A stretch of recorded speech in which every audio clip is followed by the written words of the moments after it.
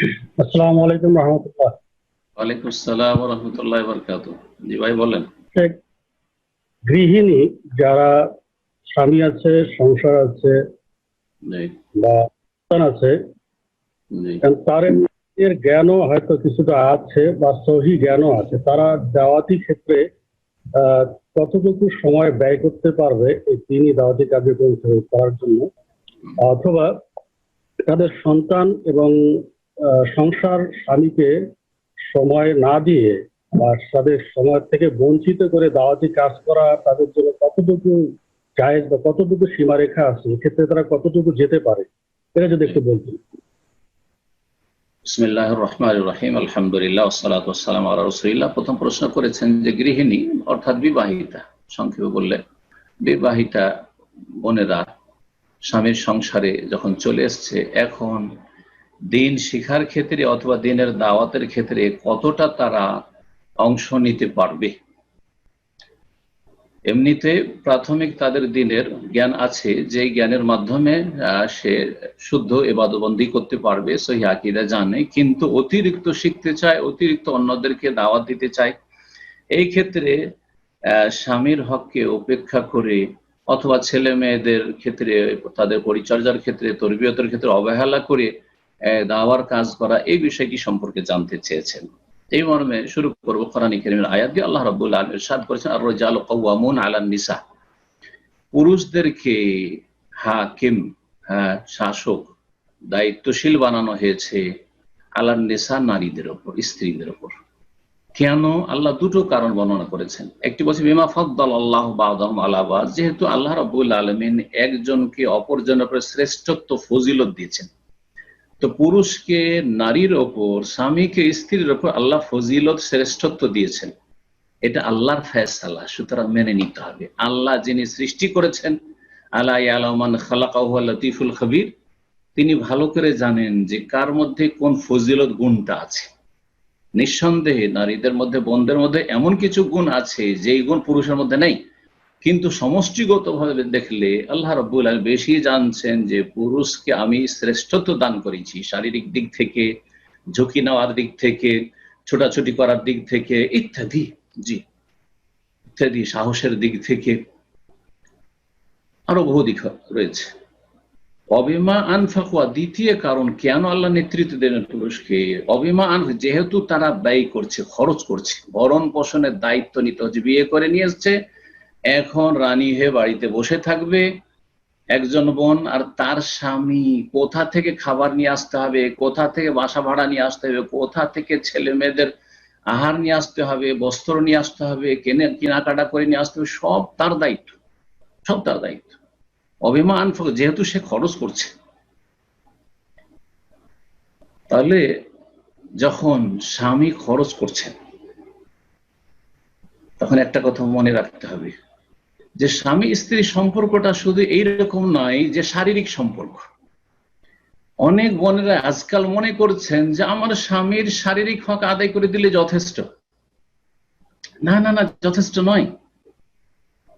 ফুকাহা কেরামরা বলছেন যে শারীরিক হক স্বামীর আদায় করে দেওয়া, আপনি হক আদায় করলেন না পুরোপুরি, একটা হক আদায় করলেন।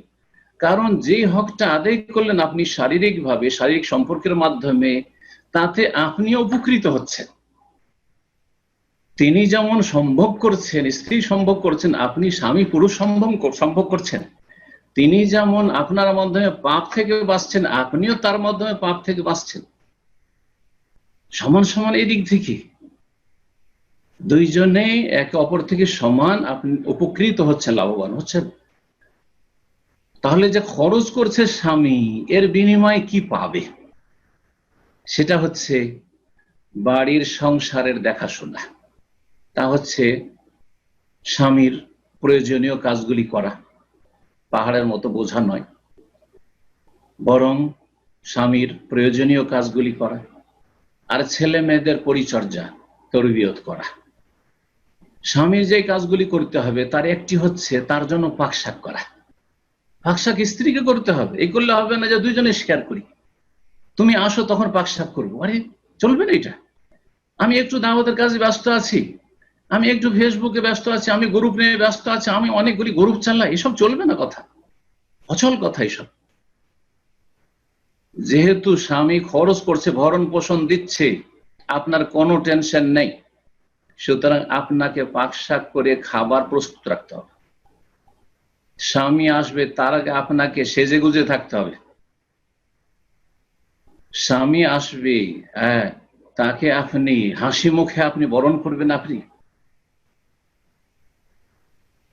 তাকে, তার অন্তরকে ক্লান্ত হয়ে এসছে, পরিশ্রান্ত এসছে, কোথাও থেকে সে কষ্ট পেয়ে এসছে, মানসিক শারীরিক কষ্ট পেয়ে এসছে, কঠোর পরিশ্রম করে এসছে, কারো কাছে অনেক কিছুই হতে পারে বাইরে, আসলেই যেন মনটা ঠান্ডা হয়ে যায়। সমস্ত দুশ্চিন্তা আর কষ্টগুলি, শারীরিক মানসিক কষ্ট যেন দূরীভূত হয়ে যায়, এইরকম ভাবে প্রস্তুত থাকতে হবে। আর স্বামী ঘরে আসছে, দরজা তো খুলবে না, তুমি খুলে এসো, আর পানি তো নিয়ে যাবেই না, আমি কাজে ব্যস্ত আছি, ওখানে পানি আছে, আর তুমি জানো তো পানি আছে, ওখানে খেয়ে নাও, আসো এখন, তুমি আসলে এখন পাকশাক করি চলো। আরে আউযুবিল্লাহ, জায়েজ নয় সব কাজ, গুনাহগার এসব মহিলারা। তারপরে ছেলে মেয়েদের পরিচর্যা করতে হবে, ছেলে মেয়েদের খোঁজ খবর রাখেন না, আর দাওয়ার কাজ করছেন আপনি। আপনি অনেকগুলি গ্রুপ চালাচ্ছেন, আপনি বিভিন্ন শাইখের সাথে আপনি যোগাযোগ রাখছেন, আর এগুলো নফল কাজ। নফল কাজ যদি ফিতনা মুক্ত থাকেন, আর অনেকে তো ফিতনাই পড়ে যাচ্ছে। নফল কাজ একদিকে, আরেকদিকে ফরজ কাজ। স্বামীর প্রয়োজনীয় হক আদায় করা, যেগুলোর দিকে ইঙ্গিত করলাম, স্বামীকে সময় দেওয়া, এসেছে আর আপনি মোবাইল টিপি করছেন, না না, মোটেই জায়েজ নয় যে স্বামী বাসায় আছে আর আপনি মোবাইল টিপি করছেন, অমনোযোগী তার দিকে। সময় দেন তাকে। যেমন স্বামীর জন্য উচিত হবে, অনেক স্বামী আবার অবহেলা করে, তারও জন্য উচিত হবে যে বাসায় এসে টিভি চালিয়ে দিল অথবা মোবাইল টিপি শুরু করলো, বাইরে থেকে আসলো 10 ঘন্টা পরে, 8 ঘন্টা পরে, আসার পরে ওই মোবাইল নিয়ে ব্যস্ত। না না না, স্ত্রীকে সময় দেন, তাহলে সুসম্পর্ক বহাল থাকবে, আর দাম্পত্য জীবনে সুখ শান্তি পাবে। আর ছেলে মেয়েরা ভালো আদব কায়দা শিখবে, মেয়েরা পরের ঘরে গিয়ে শান্তি পাবে, কারণ মায়ের কাছ থেকে ভালো কিছু শিখেছে। ছেলেরা বাবার কাছ থেকে ভালো কিছু শিখেছে, সুতরাং অপরের মেয়েকে নিয়ে এসে তাকে সুখে শান্তিতে রাখবে। আবার বলছি, দাওয়াতি কাজ করা বন্ধের জন্য নফল কাজ, ফারজে কেফায়া পর্যন্ত নাই। ফারজে কেফায়া আদায় করার জন্য পুরুষ বড় বড় অনেক আলেমরা আলহামদুলিল্লাহ বর্তমান যুগে রয়েছেন, দায়ীরা রয়েছেন। আর স্বামীর ঘরের কাজ করা, ছেলে মেয়েদের পরিচর্যা করা, বাড়ির দেখাশোনা করা, পাকশাক প্রস্তুত রাখার অন্যান্য যেসব সংসারের কাজ আছে, বাড়িঘর পরিষ্কার রাখা, সাজিয়ে রাখা, এগুলি ফরজ কাজ এবং এগুলি ইবাদত। এগুলোকে ইবাদত, নেকির কাজ মনে করবেন। আল্লাহ রাব্বুল আলামিন যেন সমস্ত ভাই বোনদেরকে তৌফিক দান করেন এবং সুখ শান্তি দান করে। সুখ শান্তির জন্য চেষ্টা করতে হয়, শুধু দোয়া করলে হবে না, চেষ্টাও করতে হবে। সেটা হচ্ছে ঘরটাকে ঠিক রাখা, স্বামীর সাথে সম্পর্ক ঠিক রাখা। স্বামীকেও বলবো যে স্ত্রীর সাথে সম্পর্ক ঠিক রাখা।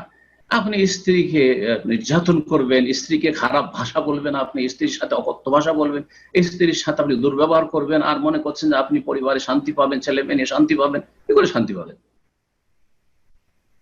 ওয়ালাহুন্না মিসলুল্লাযী আলাইহিন্না বিল মারুফ ওয়ালির-রিজালি আলাইহিন্না দারাজ। যেমন স্বামীর হক রয়েছে স্ত্রীর ওপর, স্ত্রীর স্বামীর ওপর হক রয়েছে, তবে পুরুষদেরকে, স্বামীদেরকে আল্লাহ বলছেন দারাজা, একটি মর্যাদা, সম্মান দিয়েছেন, সেটা হচ্ছে নেতৃত্বের। আল্লাহ রাব্বুল আলামিন যেন আমাদেরকে কোরআন সুন্নাহ অনুযায়ী জীবনের প্রতিটি ক্ষেত্রে, পারিবারিক ক্ষেত্রে বিশেষভাবে বলছি, আল্লাহ যেন আমল করার তৌফিক দান